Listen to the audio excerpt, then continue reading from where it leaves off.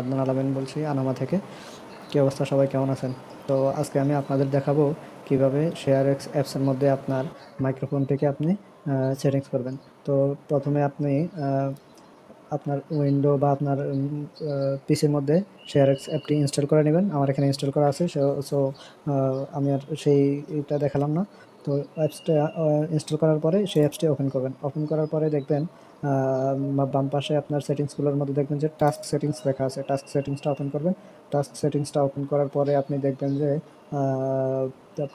Screen recorder অপশনটা আপনি open করবেন। স্ক্রিন রেকর্ড অপশনের কিছু চেঞ্জ করতে হবে না। আপনি এগুলো চেঞ্জ করতে গেলে আপনি হচ্ছে গুলিয়ে ফেলবেন, দরকার নাই। আপনি শুধু এই যে স্ক্রিন রেকর্ডিং অপশনস, এই যে স্ক্রিন রেকর্ডিং অপশনস এটাতে যাবেন।